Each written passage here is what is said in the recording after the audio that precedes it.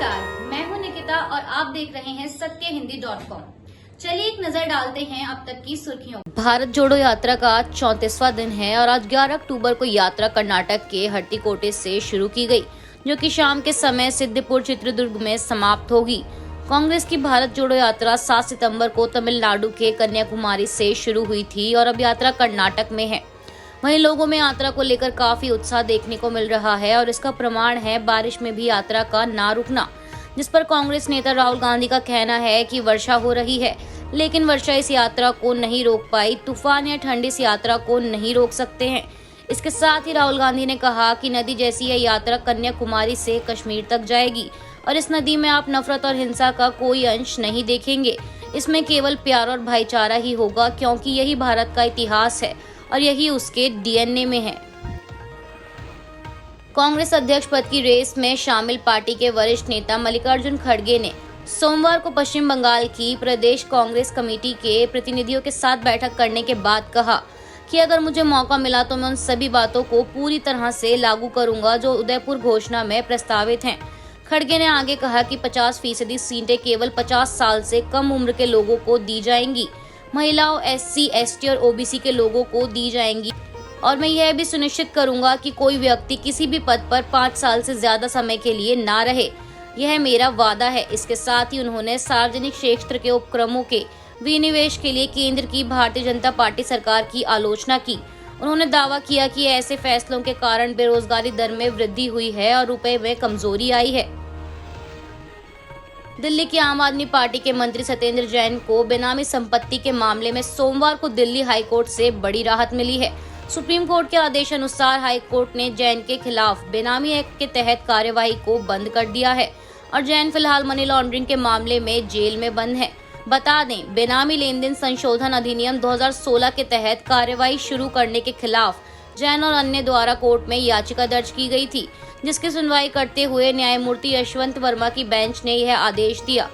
जैन द्वारा दायर याचिका में कहा गया था कि कथित बेनामी लेन देन वर्ष 2011 से 31 मार्च 2016 के बीच का है, इसलिए नवंबर 2016 में लागू संशोधित कानून इस पर लागू नहीं होता। अंधेरी ईस्ट सीट पर 3 नवंबर को उपचुनाव से पहले चुनाव आयोग ने शिवसेना के उद्धव ठाकरे गुट के लिए नए नाम और नए चुनाव चिन्ह की घोषणा कर दी है। ठाकरे गुट को अब शिवसेना उद्धव बाला साहेब ठाकरे के नाम से जाना जाएगा और इसका नया पार्टी चिन्ह मशाल होगा।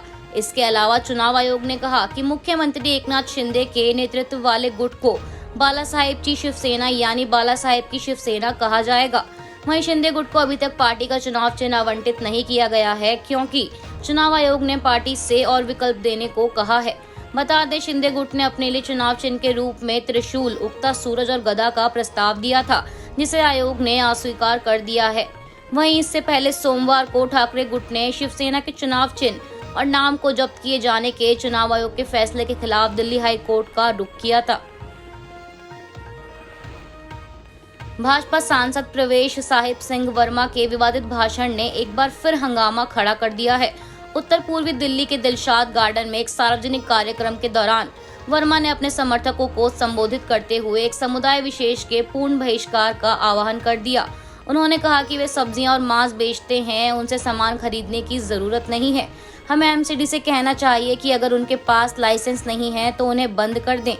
भाजपा सांसद ने भीड़ की ओर इशारा करते हुए कहा कि यदि आप उन्हें सीधा करना चाहते हैं तो एकमात्र इलाज पूर्ण बहिष्कार है। यदि आप सहमत हैं तो अपने हाथ उठाएं। सांसद के ऐसा कहते ही वहां मौजूद सभी लोगों ने हाथ खड़े कर दिए। इस मामले पर द इंडियन एक्सप्रेस ने सांसद से बात की तो उन्होंने कहा कि मैंने किसी भी धार्मिक समुदाय का नाम नहीं लिया है। मैंने जो कहा वह यह था कि जिन परिवारों के सदस्य इस तरह की हत्याओं को अंजाम देते हैं उनका बहिष्कार किया जाना चाहिए। ऐसे परिवार अगर वे कोई रेस्टोरेंट या व्यवसाय चलाते हैं तो उनका बहिष्कार किया जाना चाहिए। इसके बाद ट्विटर पर कई लोगों ने प्रधानमंत्री नरेंद्र मोदी और विदेश मंत्री एस जयशंकर को टैग कर सांसद के भाषण का विरोध किया। वहीं कांग्रेस नेता सुप्रिया श्रीनेत ने भाजपा सांसद के भाषण की आलोचना करते हुए कहा कि यह भाजपा सांसद खुलेआम नफरत भड़का रहा है। ऐसा करने के लिए इसकी जगह जेल में है। साथ ही एआईएमआईएम प्रमुख असदुद्दीन ओवैसी ने भी भाजपा पर निशाना साधते हुए भाषण का एक वीडियो साझा किया और लिखा कि भाजपा ने मुसलमानों के खिलाफ जंग का आगाज कर दिया है और गृह मंत्री अमित शाह और दिल्ली के मुख्यमंत्री अरविंद केजरीवाल की चुप्पी उनको हरी झंडी है। पश्चिम बंगाल में कोलकाता के खिदीरपुर मोमिनपुर क्षेत्र में दो समूहों में झड़प के बाद सत्तारूढ़ तृणमूल कांग्रेस और विपक्षी भारतीय जनता पार्टी के बीच जंग छिड़ गई है। भाजपा का दावा है कि पश्चिम बंगाल में कानून व्यवस्था की स्थिति खराब हो गई है, जिस पर सत्तारूढ़ दल ने कड़ी प्रतिक्रिया देते हुए आरोप लगाया कि भाजपा राज्य का माहौल बिगाड़ने की कोशिश कर रही है। दरअसल प्रदेश भाजपा प्रमुख सुकांत मजूमदार ने क्षेत्र में जाने की कोशिश की, लेकिन उन्हें रोक लिया गया और इलाके में सीआरपीसी की धारा 144 के तहत निषेधात्मक आदेश लागू होने के चलते उनसे वापस जाने को कहा गया।